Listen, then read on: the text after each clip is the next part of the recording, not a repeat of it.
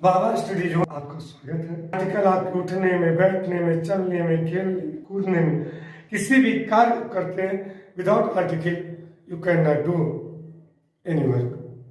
Article is an important part of your grammar. Article is the most important part of your grammar. Article is using every step by step, every student, every work। तो हम प्रारंभ करते हैं article. Article article articles हमारे, इसको हिंदी में हम क्या कहते हैं, उपपद। इसको हिंदी में कहते हैं उपपद। किसी को हम आर्टिकल हमारा कुछ जगहों पर एडजेक्टिव का भी निर्माण करता है, डिटरमिनर का भी कार्य करता है। बट हम आपको बताना चाहते हैं आर्टिकल्स दो रूपों में होता है। एक होता है डेफिनिट आर्टिकल, एक होता है डेफिनिट, दूसरा होता है इनडेफिनिट। अब आपको मूलतः पता ही होगा कि डेफिनिट और इनडेफिनिट मीन्स क्या होता है। डेफिनिट निश्चित, इनडेफिनिट अनिश्चित।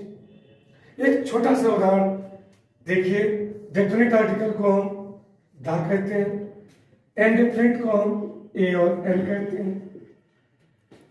आपको मालूम होना चाहिए कि जो एक छोटा सा एग्जांपल देखिए, आपको लगेगा कितना बड़ा अंतर आ गया है।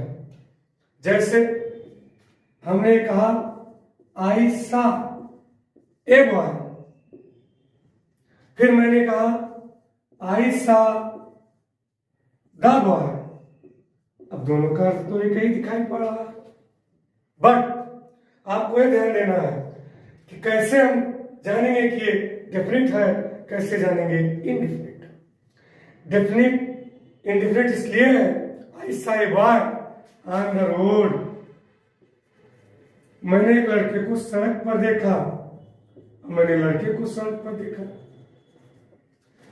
तो मैंने लड़के को सड़क पर देखा, तो जो हमने ए लगाया आर्टिकल, वो इनडेफिनिट इसलिए है क्योंकि मैंने जिस लड़के को देखा, एक लड़के को सड़क पर, उसका नाम, पता, गांव, जात, कहाँ रहता है, क्या पढ़ता है, क्या करता है, कहाँ रहने वाला है, हमें उसके बारे में कोई जानकारी नहीं है। इसलिए ये हो गया इनडेफिनिट। आई सा ए बॉय। जब मैंने ये कहा आई सा द बॉय, मैंने सड़क पर लड़के को देखा, भले एक ही लड़के को देखा, लेकिन मैं उसके बारे में पूरा जानता हूं कि वो किस जात का है, किस वर्ग का है, कहाँ पढ़ता है, कहाँ रहता है, उसके पिता क्या है, उसके माता क्या है, सब हम जानते हैं। एक महत्वपूर्ण एग्जाम्पल दा के बारे में बताता हूं।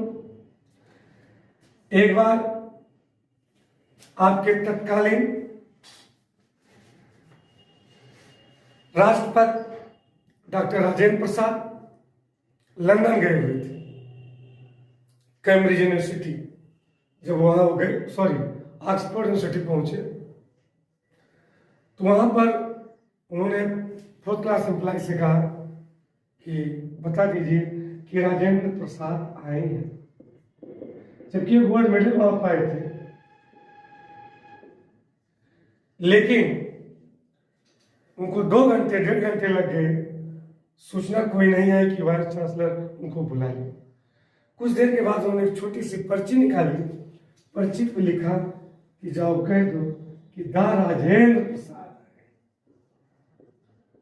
जैसे उसने देखा तो उसने कहा राजेंद्र प्रसाद को अंदर लाओ। क्यों? क्योंकि दा एक ऐसा आर्टिकल है जो डेफिनेट का काम करता है। दा केवल वहीं पर लगाया जाता है जो पूरे संसार में केवल एक हो। प्रधानमंत्री की पोस्ट एक है, इसलिए कहा गया था, जबकि हम प्रधानमंत्री के नाम के आगे नहीं लगा सकते। ये कैसी कंडीशन थी, वहां पर उन्होंने कहा और उसका महत्व बढ़ा। सीएम एक ही होता है, हम 10 सीएम कहते हैं। डीएम एक ही होता है, हम द ग्लू कहते हैं, लेकिन हम उस जैम के नाम के आगे दा नहीं लगा सकते। द सुर एक है तो हमने कहा 10। पूरे भारत में, पूरे संसार में, पूरे जहां भी कोई एक चीज है वहां पर द का प्रयोग होगा। उसी को डेफिनेट कहते हैं, जिसमें कोई परिवर्तन नहीं किया जा सकता है, वही डेफिनेट है। इसलिए डेफिनेट और इनडेफिनेट में ये लिखना होता है। इनडेफिनेट हमने आप बताया, आप जानते हैं ए का प्रयोग मूलतः सभी लोग जानते हैं, 6 से लेकर 12 तक पढ़ा जाता है कि ए का प्रयोग जो है जितने कॉन्सोनेंट हो से शुरुआत हो किसी लेटर से तो वहां पर ए लगा देते हैं एक के लिए।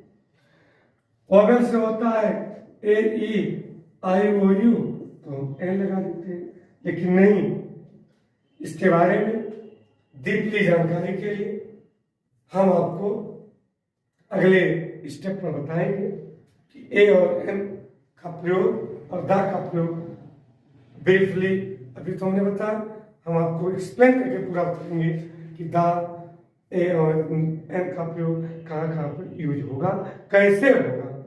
ये तो हमने केवल आपको एक शुरुआती बेस बताया कि आर्टिकल्स कितने प्रकार के होते हैं। आर्टिकल्स 2 प्रकार के होते हैं, डेफिनेट और इनडेफिनेट, निश्चित और अनिश्चित। इसके लिए आपको अगले पॉइंट देखना होगा।